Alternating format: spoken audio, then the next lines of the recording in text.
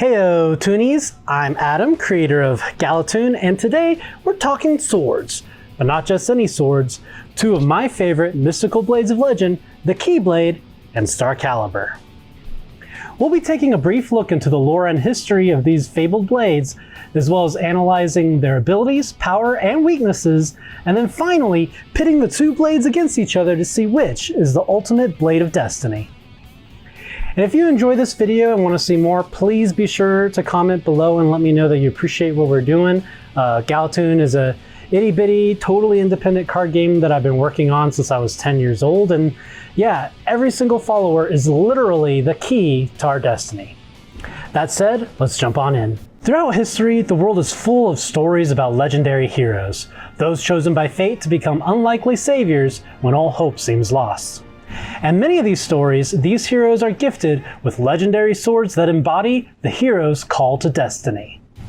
Such is the case with Sora from Kingdom Hearts and Aaron Roarsenbeard from Galatune. Both would-be heroes begin their journeys after manifesting their own legendary blades. But which sword is superior?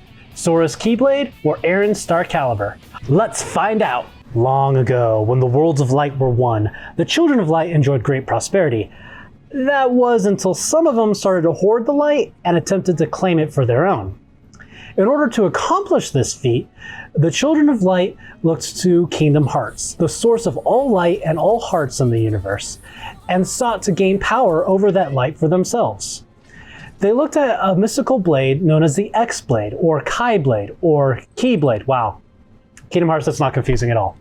So anyway, this original X-Blade, this Keyblade, was then used by the Children of Light as a model for their own Keyblades, mystical swords forged from their own hearts. And so these Keyblade wielders of light and darkness fought to control the light in this great Keyblade War. Following the Great Keyblade War, Keyblades faded into legend. That was until one particular boy from Destiny Islands would begin his journey to conquer the darkness.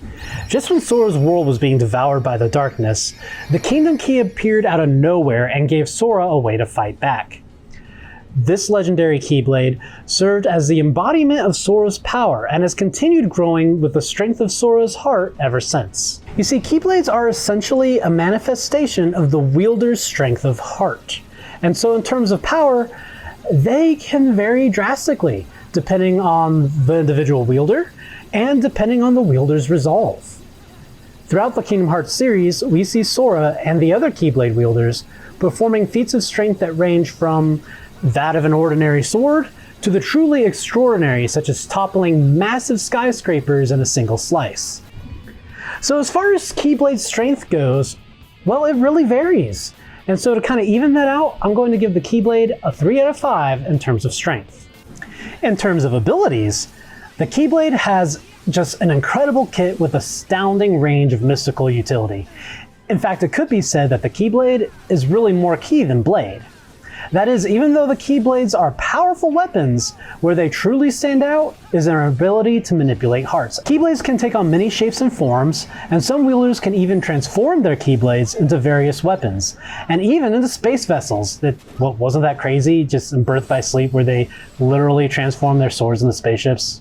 On top of that, Keyblades also serve as mediums for channeling magical powers, allowing the wielder to cast a wide variety of spells or even to call forth powerful summons and allies. But the Keyblade's most iconic ability is its ability to lock or unlock hearts. Keyblades can unlock the hidden potential of someone's heart, release a captured heart, or even lock or unlock the hearts of entire worlds, basically awakening lost worlds or tying worlds together. In terms of ability, I'm giving the Keyblade a perfect 5 out of 5, because honestly, it looks like these things can do pretty much anything that they need to do. Now, Keyblades do not have a lot of actual weaknesses. Really, it seems like the biggest obstacles for a Keyblade are, well, either another Keyblade or the Keybearer himself. As I mentioned before, a Keyblade depends on the wielder's strength of heart. And so my advice, instead of taking on a Keyblade head on, shoot directly for the source by demoralizing the Keyblade wielder. Yeah, it might just be that easy. If the Keyblade bearer believes in themselves, and if their actions align with their heart, there's almost nothing that can oppose them. But on the other hand, if the wielder is just having a bad day, maybe they're dealing with some depression, some imposter syndrome, maybe they stubbed their toe. If the Keyblade bearer is under emotional distress and doubting themselves, the Keyblade loses its strength immensely, or can even fail to manifest entirely. It's really a very classic anime trope when you think about it, that just your strength equals your strength of heart, your strength of willpower, how loud you can yell. The more motivated you are to get something done, the more power you have to actually get it done. But at the same time, it is kind of lame that this incredible power can probably be snuffed out with a few well-placed insults. And so in terms of weakness, I'm giving the Keyblade a 3 out of 5. Alright, so in terms of power, ability, and weakness, that brings the Keyblade to a total of 11 points out of 15. Alright, now let's see how Galatune's own Starcalibur measures up. Planet Lyra is a lush and vibrant world full of incredible creatures and incredible mysteries. Long ago, the world was divided into different kingdoms of like humanoid, animal, anthropomorphic. They're furries. Okay, yeah, they're furries. The world was divided into what we call these beastling races that are essentially different furry kingdoms fighting against each other for resources, territory, and defending their own cultures against each other, right? Basically, picture like a Bronze Age Earth, only with furries, I guess.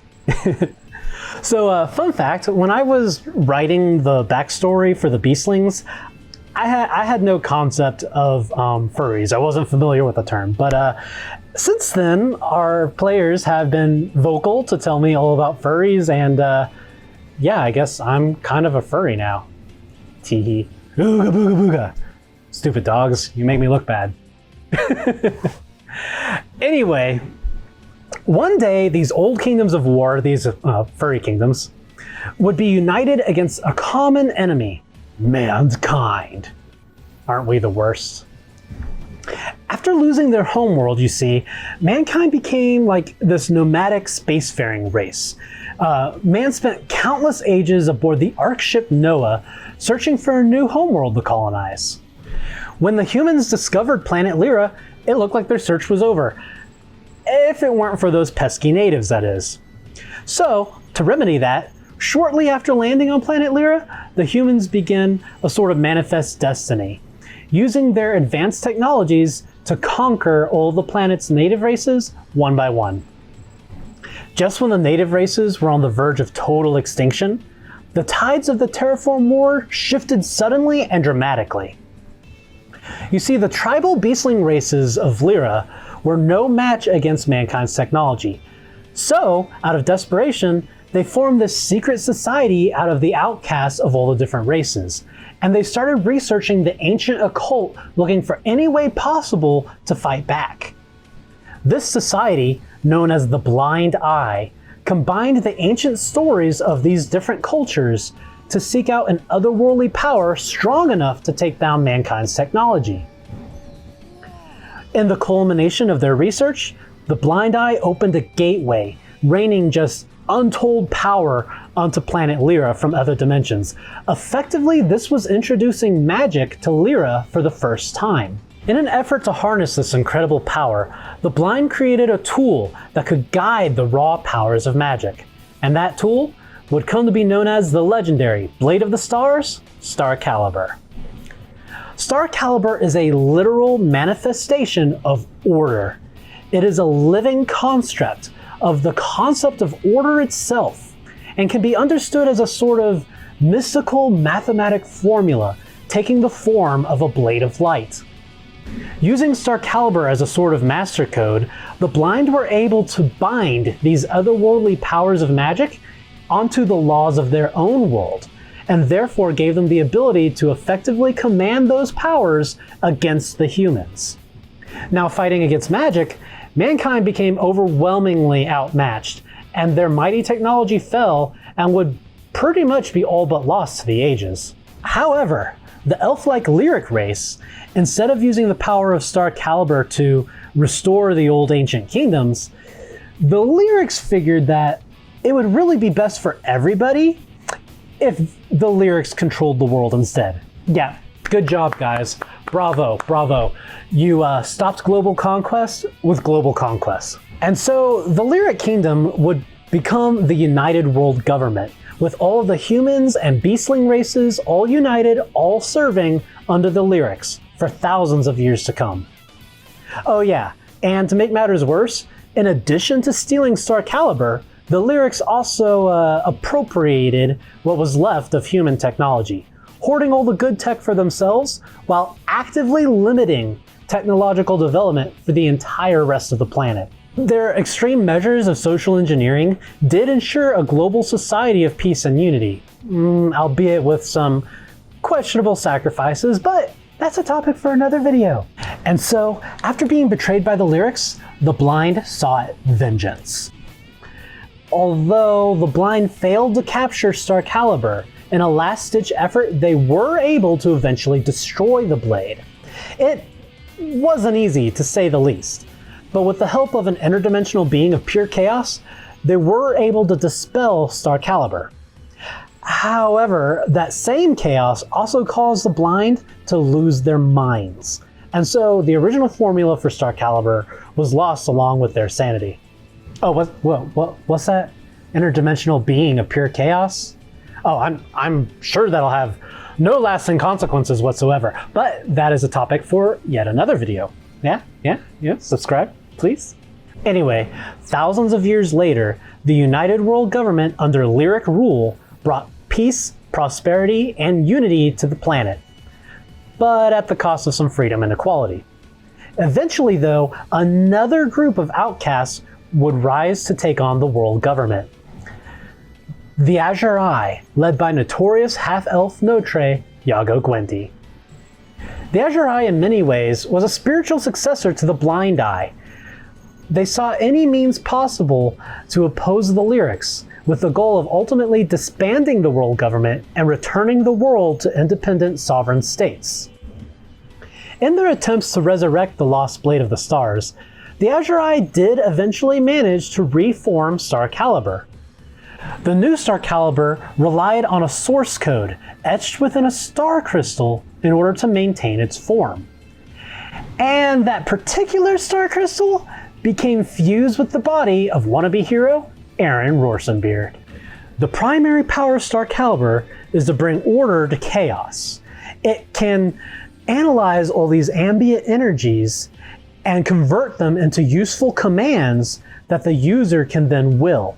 The sword itself is extremely durable, as technically speaking, it doesn't actually have a physical form at all. Instead, Starcalibur exists as a pure concept. Starcalibur is described as order manifested in the shape of a sword.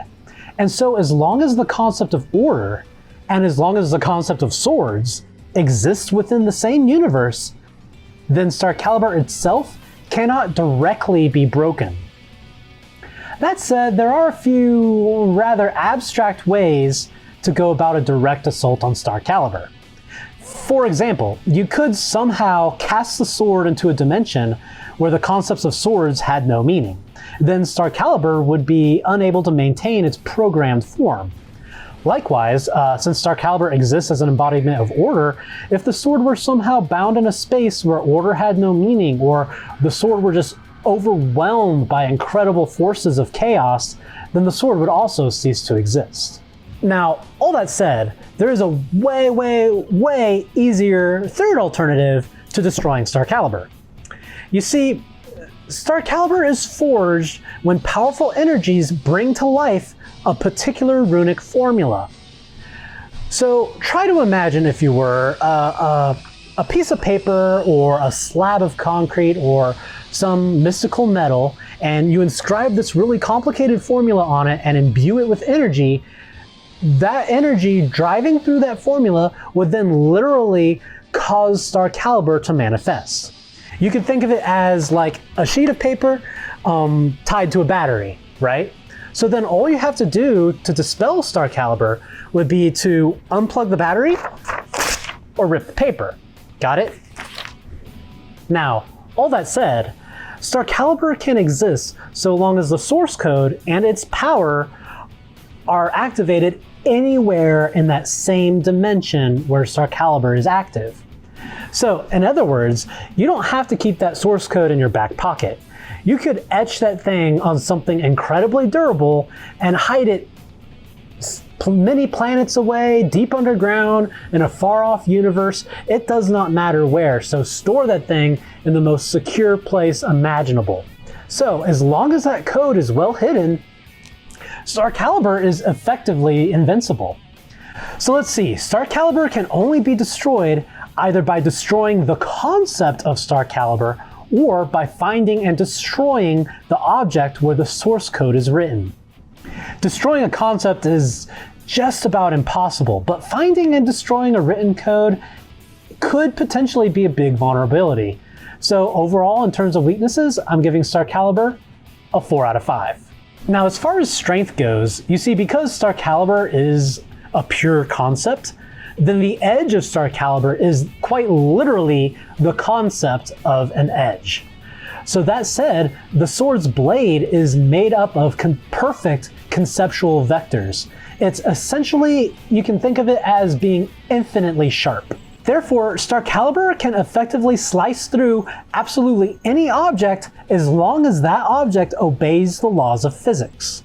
Yeah, there's a big if there in a world where magic's a thing, right? Still, that gives you a pretty big option to assume you can safely cut just about anything you come into contact with. In addition, Starcalibur can also give focus to ambient energies, increasing the force of the blade relative to any nearby power source with truly infinite potential. Or Starcalibur can simply gather and release that same energy as a powerful beam attack. So overall, in comparison, the Keyblade's power draws from the strength of the wielder's heart, which, according to Kingdom Hearts, can be quite immense.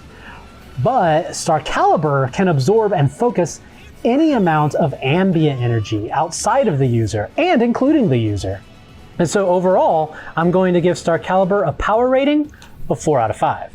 Now, the reason I didn't give Starcalibur a perfect 5 out of 5 is because the power is still variable.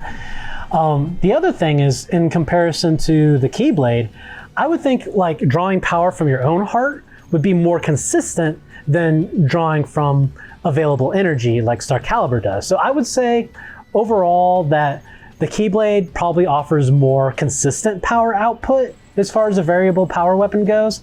Starcalibur probably varies more in its range of power, but also Starcalibur would have an infinitely higher max potential for power.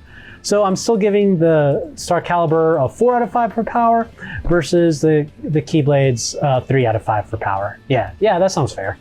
Now, as far as abilities go, everything Starcalibur can do derives from its primary function, that is, its ability to order ambient chaos. While wielding Starcalibur, the user is able to command any ambient power sources within the user's range of mind. In other words, it's not like literally pulling power from something that's next to you, like I don't know, M. Night Shyamalan Ding Dong's version of Firebenders. That's not what we're talking here. And instead, think of it like, as long as the user is aware of a power source's existence, and as long as the user understands its nature and precise location, the user can then seize control and utilize that power. For example, while wielding Starcalibur in a lightning storm, you can control every individual lightning strike. Or you don't even have to be in the power storm. You could just know that there's a lightning storm and be able to draw from that power. So like, if you were aware of the location of a lightning storm, you could say control every strike of lightning from that storm, even if you're on the other side of the planet, or in theory, even on the other side of the universe. Now, the powers wielded by Starcalibur are most effective when the user has a clearer understanding of the power's nature and tries to keep it as natural as possible. So for instance, you could use Starcalibur to simply absorb the power of the lightning storm instead of summoning lightning strikes, but by converting that power, some of the power is lost. So the lightning would be most powerful when it's allowed to remain as lightning-like as possible. And then at that point, Starcalibur would simply guide the power of that natural energy. Now, the feats possible with Starcalibur are extremely varied. almost infinite. But remember, you're limited by the original power source's natural nature. The more you try to force your will against that energy's natural behavior, the less powerful it becomes. Now that said, if you do work within a range of an energy's nature, there's some really incredible things you could do. So for example, during the Terraform War, Starcalibur was used to simultaneously seize control over the human's entire computer network, effectively giving Starcalibur's user like a psychic control over all tech on the planet.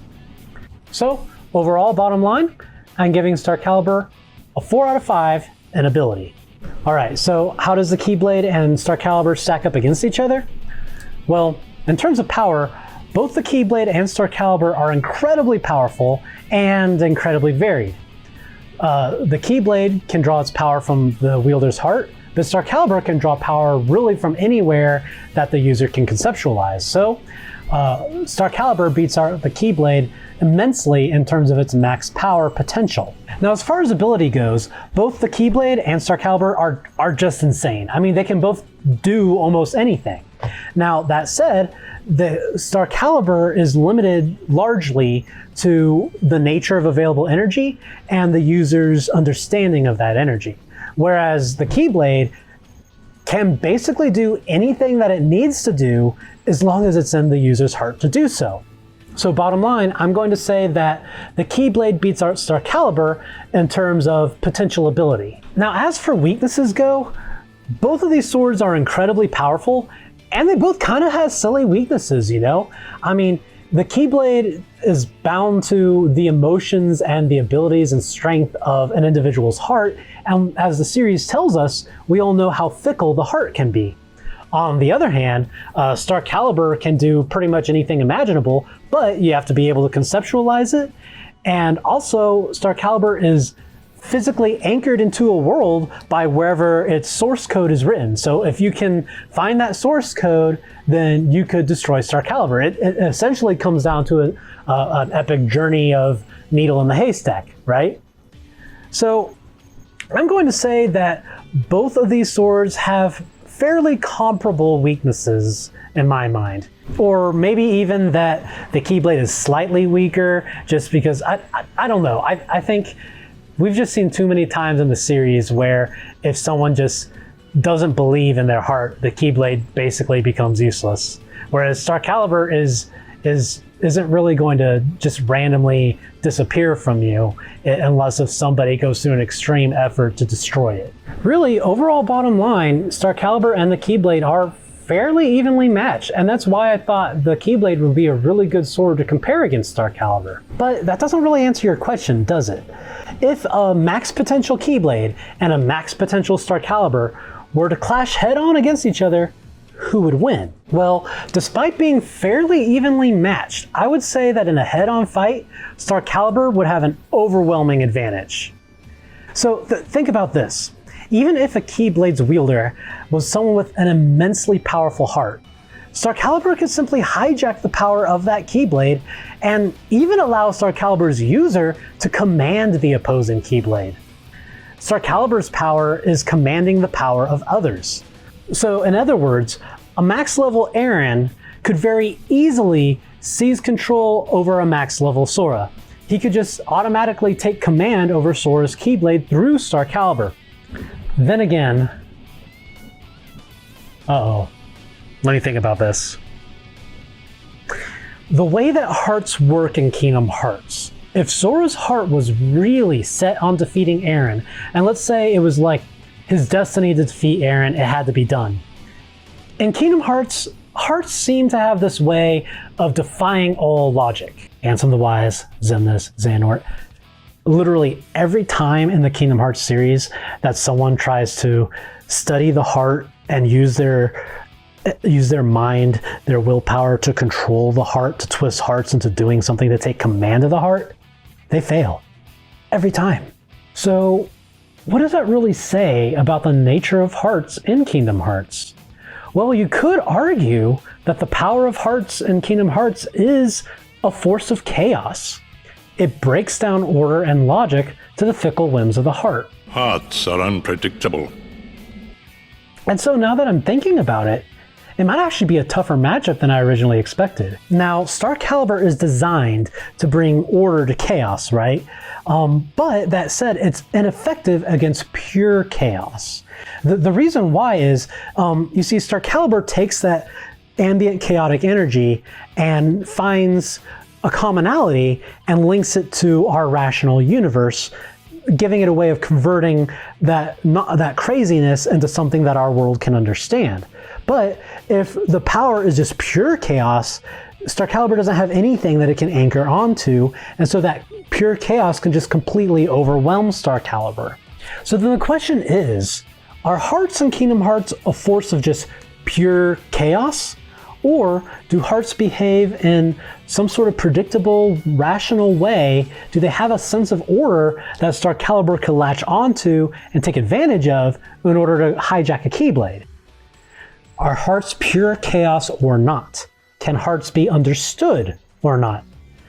Well, my friends, if any of you are Kingdom Hearts fans, you'll probably know that that's basically the entire theme of Kingdom Hearts, am I right? Like, that's the big question of the whole series. So that creates a really difficult question for us, doesn't it? If even in the Kingdom Hearts series, it's unclear how chaotic or how rational the heart is, how are we going to answer whether or not Starcalibur could conquer it?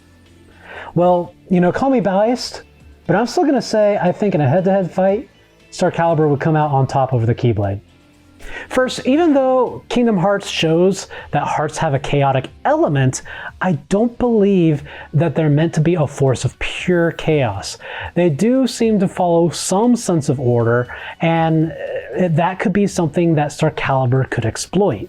So basically, I'm thinking that Starcalibur could latch onto and command some of the orders of a Keyblade, but also there is definitely at least enough of a chaotic element to the heart and to Keyblades that Sora would probably put up a pretty good fight against Starcalibur. I don't think it's going to be a just raise Starcalibur and command Sora to sit down. You know, I think that there's definitely going to come into play where the will of the heart, this chaotic force, could supersede some of, but not all of, Starcalibur's powers.